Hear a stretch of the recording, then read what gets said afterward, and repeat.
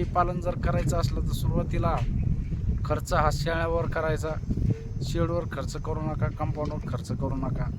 जास्त प्रमाणामध्ये खर्च करायचा असेल तर याच्यामध्ये ज्यावेळेस आपल्याला चांगलं इन्कम भेटन शेळी पालनामध्ये, तिथून समोर तुम्ही जास्त खर्च करू शकता.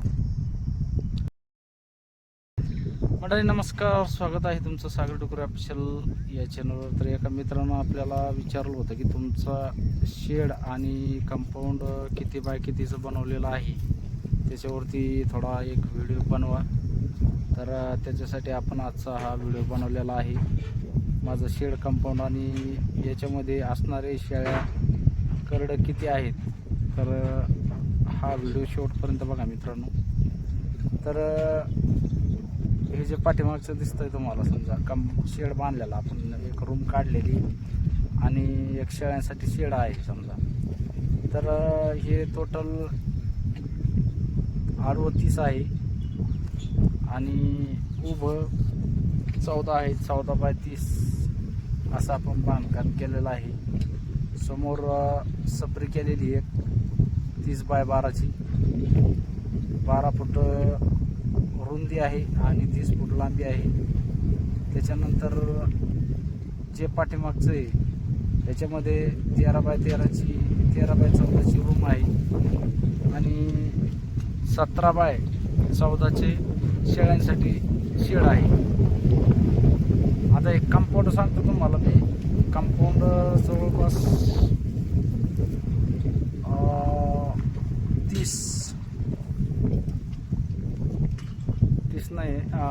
35 फूट असं आहे लांब आणि असं 30 फूट आहे. 30 बाय 35 असं आपलं असं कंपाऊंड आहे.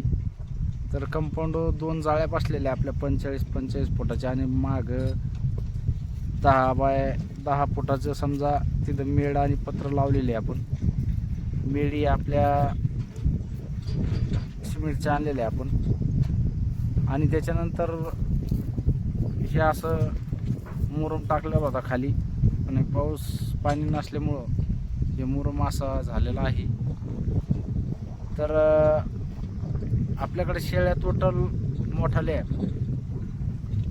6 शेळ्या आहेत आणि एक बोकड आहे मोठा ब्रीडर, सोन्या नावाचा ब्रीडर आहे. तर हे बघा, हा सोन्या आहे आणि 6 शेळ्या आहेत. हा एक पाटगाभण आहे समजा, 7 आहे. त्याच्यानंतर हा बिटल बोकड घेतलेला आहे आपण 25,000 रुपयामध्ये. याला आता 3 महिने कंप्लीट झाले. चल इकडे मन्या मन्या. हे बघा कसा प्युअर बिटल बोकड आहे. याच्या कानाची लांबी आहे 18 इंच. सध्या 18 इंच कानाची लांबी आहे आणि कलर बांडा आहे याचा. आणि चिल्लर पार्टी एक 5 आहे आपल्याकडं समजा. आता शेळ्या 3 वेल्या आपल्या. 2 शेळ्यांना 2 दिले आणि एक पहिल्यावर पाठ होती, तिनं एक दिलं. पहिल्यावर पाठींना एक बोकड दिला. एका शेळीनं 2 पाठी दिल्या. हे बघा, या 2 पाठी लंगडे शेळीच्या. आणि त्याच्यानंतर एका शेळीनं पाठबोकड दिलं. मित्रांनो, टोटल मेंबर जर म्हणलं आपल्याकडं तर 19 आहे हा बिटल बोकड धरून. आणि या शेडला आपल्याला खर्च लागलेला आहे समजा 1.5 लाख रुपये. आणि बाकीचे कंपाऊंड जे आहे, हे कंपाऊंड आपल्याला जाळीला पैसे लागले ते 5,600 रुपये. 5,600 रुपयामध्ये जाळी झाली. त्याच्यानंतर मेडी आपण लाकडाच्या रोवलेल्या आहेत. आणि अगोदर ते कंपाऊंड जे समजा ही सपरी जी बनवलेली, त्या सपरीला आपण आमच्या साल्याकडून इळू आणले होते, बांबू त्यांच्याकडे होते अवेलेबल. तर त्यांच्याकडून आणली. आणि ह्या मेडी त्या आपण 2021मध्ये आणलेले. हे ज्या सिमेंटचे मेडी दिसतात ह्या 2021मध्ये आपण शेड ज्यावेळेस आपण शेळी पालन सुरू केलं त्यावेळेस आणलेलं आहे. आणि त्याच्यानंतर 2026 मध्ये आपण शेळीपालन 2021 मध्ये आपण शेळीपालन सुरू केलं होतं. मला वाटतं 21 मध्ये फेब्रुवारीमध्ये समजा जुलैमध्ये आणल्या होत्या आपण शेळ्या. लॉकडाऊन होता त्यावेळेस. मग त्याच्यानंतर आणला त्यावेळेस आपलं छोटंसं 4 पत्र आणले होते आणि 4 पत्र आणून आपल्या मेढी आणल्या होत्या. मेढी 6 मेढी आणि 4 पत्र असं आपण एक जाळी आणली होती 2000 रुपयाची. असं आपण पहिलं सुरुवातीला शेळीपालन सुरू केलं होतं. मग असं वाढता त्याच्यामध्ये मग 2 शेळ्या आणल्या. 2 शेळ्याचे परत पिल्लं वाढले, पिल्लं विकले, परत एक शेळी आणली. शेळ्या आणता आपल्या 6 शेळ्याच्या समोर तर आपण गेलो नाही. समजा असे चिल्लर पार्टी जर पिल्लं म्हणलं तर समजा 17, 18, 19 होतात आपल्याकडं. पण आता पाऊस पडल्याच्या नंतर आपण 4-5 शेळ्या वाढवणार आहोत. आणि तुम्हाला एक गोष्ट सांगतो मित्रांनो, शेळीपालन जर करायचं असलं तर सुरुवातीला खर्च हा शेळ्यावर करायचा. शेडवर खर्च करू नका, कंपाऊंडवर खर्च करू नका. जास्त प्रमाणामध्ये खर्च करायचा असेल तर याच्यामध्ये ज्यावेळेस आपल्याला चांगलं इन्कम भेटन शेळीपालनामध्ये, तिथून समोर तुम्ही जास्त खर्च करू शकता. पण सुरुवातीला तुम्ही म्हणसान मग आता खर्च नाही करायचा, मग यांना बांधायचं कुठं समजा, तर तसं माझं म्हणणं नाही. काही काय करतात म्हणजे सुरुवातीलाच खर्च करतात. आवाढवी शेड मोठा लोखंडी मारायचा, सगळं खर्च करायचा, 3-4 लाख रुपये त्याच्यामध्ये घालायची. नंतर आपल्या शेळ्या आणायच्या. शेळ्या आणल्याच्या नंतर आपण असतो नवीन, शेळीपालन नवीन असतं आणि त्याच्यामध्ये आपण जर सुरुवातीला फेल झालो, त्याच्यामध्ये काही आपल्याकडून मॉर्टॅलिटी झाली तर आपण त्याच्यामध्ये निगेटिव्ह होतो आणि आपल्याला वाटतं शेळीपालनामध्ये काही फायदा नाही, शेळीपालन योग्य नाही, मग आपण शेळीपालनाला दोष देतो.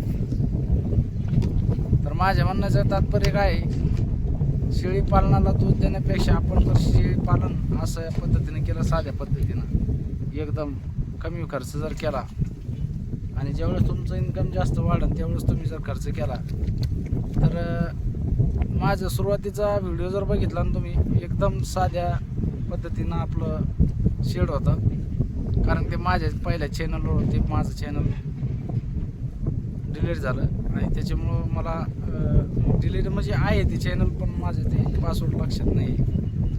तर सांगायचं तात्पर्य मित्रांनो एकच की सुरुवातीला खर्च कमी करा, पण शेळ्यांची क्वालिटी चांगली ठेवा, शेळ्या चांगल्या घ्या आणि ज्यावेळेस तुम्हाला शेळ्यांपासून चांगला इन्कम भेटेल त्यावेळेस मग तुम्ही तिथून पुढं त्याच्यामधून वाढ करू शकता. त्याच्यातले ते तुम्ही जसं तुमचे बोकडं विकतील त्या बोकडांच्या पैशावर मग तुम्ही नंतर चांगला शेड, चांगलं कंपाऊंड, चांगलं इन्कम सुरू झाल्याच्या नंतरच करायला पाहिजे. माझं म्हणजे एकदम साधं सरळ होतं. त्याच्यामध्ये पुन्हा माझं शेळ्यांचा चारा एकत्र, खूप बिकट परिस्थिती, सगळ्या बाजूला गवत असायचं. येणारे जाणारे माने तुझे शेळ्या राहतात इथं, थोडी व्यवस्था चांगली करायची. पण आपलं साधं सरळ होतं. देवाच्या नावावर, श्री स्वामी समर्थ महाराजांच्या नावावर होतं आणि महाराजांनी, श्री स्वामी समर्थ महाराजांनी आपल्याला कुठलाही कोणत्याही आपल्या जनावरांना म्हणजे तेच सुरक्षित ठेवत होते, त्यांचंच राखण होतं. त्याच्यामुळं आपल्या कुठलंही हानी झालेली नाही. आतापर्यंत आपली मॉर्टॅलिटी पण झालेली नाही. जवळपास 5 वर्ष झाले, 2021 पासून शेळीपालन करतोय. आतापर्यंत आपलं श्री स्वामी समर्थ महाराजांच्या विश्वासावर हे शेळीपालन चालू आहे आणि त्यांच्या आशीर्वादाने आपल्याला कुठलंही हानी झालेली नाही. आज बऱ्याच जणांच्या शेळीपालकांचं मी ऐकतो, कोणाची 5 पिल्लांची मॉर्टॅलिटी होती, कोणाची शेळी दगा होती, असे बरेच काही उदाहरणं बघायला भेटतात. पण आतापर्यंत आपल्या शेडवरती कुठलीही हानी झालेली नाही. हा आशीर्वाद फक्त स्वामी समर्थ महाराजांचा आहे. तर मित्रांनो, सांगण्याचं तात्पर्य की थोड्या याच्यामध्ये कंपाऊंड करा, शेड करा, जेणेकरून जास्त गुंतवणूक अगोदर करू नका. तर चला मित्रांनो, माझ्या शेडची आणि जी स्टोरी आहे शेड कंपाऊंडची आणि शेळ्यांची ती मी तुम्हाला सांगण्याचा प्रयत्न केला. व्हिडिओ आवडल्यास व्हिडिओला लाईक करा, नवीन असेल तर आपल्या चॅनलला सबस्क्राईब करा. भेटूया अशाच नवीन व्हिडिओमध्ये. जय जवान, जय किसान, जय हिंद, जय महाराष्ट्र.